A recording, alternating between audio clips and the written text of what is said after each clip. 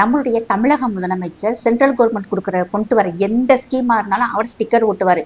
இதெல்லாம் நாங்க தான் செஞ்சோம் அப்படிங்கிற மாதிரி. அதே மாதிரி ராயபுரத்து ராஜா நம்மளுடைய இந்து அறநிலைத்துறை அமைச்சர் சேகர் பாபு ஐயா அவர்கள் எங்க கோவில்ல கும்பாபிஷேகம் நடந்தாலும், தேரோட்டம் நடந்தாலும், கோயில்களில் திருவிழா நடந்தாலும் கரெக்டா ஆஜராயிடுவார். ஆக்சுவலா பார்த்தா கோயில நடக்கிற கும்பாபிஷேகமும் திருவிழாக்களும் அங்க நடக்கிற தேரோட்டங்களும் அங்க இருக்கும் அந்த மக்களினுடைய பணத்தால் வரி பணம், அவங்க கட்டுற வரி பணமும் தலைக்கட்டு வரியும் அங்க இருக்கும் கொஞ்சம் வசதி படைத்தவங்க கொடுக்குற பணத்தினாலதான் அங்க ஒவ்வொரு திருவிழாக்களும் ஒவ்வொரு விசேஷங்களும் நடைபெறும். இந்த கவர்மெண்ட் கொடுக்குற காசுல அந்த கோயில் இருக்கிற மதிலுக்கு சுண்ணாம்படிக்க கூட பத்தாது. அந்த அளவுக்கு தான் இவங்க பணம் கொடுப்பாங்க. மிச்சத்தை பூரா இவங்க எடுத்துட்டு போயிடுவாங்க.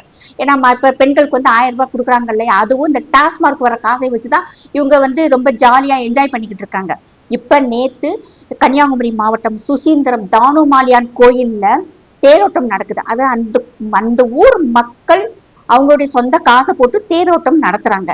இவர் போய் கரெக்டா அட்டண்டன்ஸ் கொடுத்துறாரு. அதுவும் வந்ததே லேட்டு. வந்ததும் இல்லாம அந்த மக்களை நீங்க ஜெய்ஹிந்து சொல்லக்கூடாது, பாரத் மாதா கி ஜெய் சொல்லக்கூடாது, ஜெய் காளி சொல்லக்கூடாது, ஓம் காளி சொல்லக்கூடாது அப்படின்னு சொல்லியிருக்காங்க. இப்ப சுசீந்திரத்துல இருக்க அந்த மக்கள் சொல்றது இது நாங்க பரம்பரையாக இது எங்க கோயில்ல தேரோட்டம் நடக்கும் போது நாங்க வழக்கமாக சொல்லும் கோஷம் தான். இது புதுசாக நாங்க சொல்லல.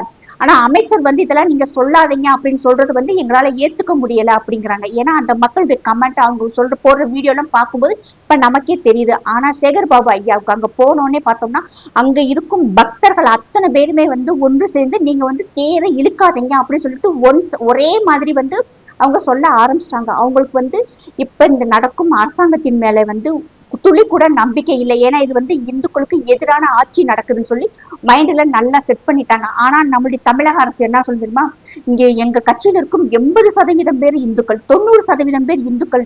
அந்த 80% 90% இந்துக்கள் எங்க போனாங்கன்னு தெரியல. ஆனா அதே இடத்துல ஒரு இளைஞர் அலேலுயா பாபு அப்படின்னு சொல்லி கத்துறாரு. அப்ப அவங்களுக்கு அந்த மைண்ட் செட் ஆயிருக்கு. ஏன்னா நீங்க இப்ப ஒரு கிறிஸ்துமஸ் விழாவுக்கு போறீங்க, அங்க போய் அவ்வளவு ஜம்முன்னு உட்கார்ந்து இருக்கிறீங்க. தலையில கேபிள் சாண்டா கிளாஸ் ட்ரெஸ் மட்டும் தான் இல்ல.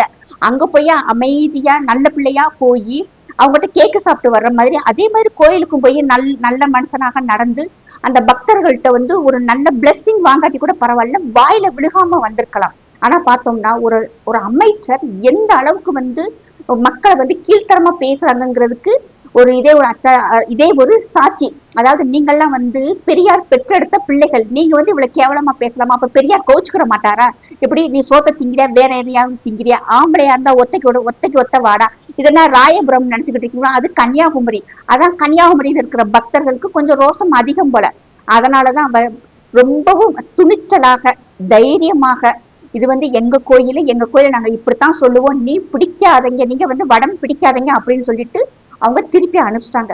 அந்த இடத்துல காவல்துறை பத்திரமாக மனோ தங்கராஜ் அவர்களையும், எப்படியெல்லாம் கோயிலுக்கு போயிருக்காங்க பாருங்க, மனோ தங்கராஜ் அவர்களையும் நம்முடைய சேகர் பாபு ஐயாவையும் பத்திரமாக மீட்டு கொண்டு வந்துட்டாங்க.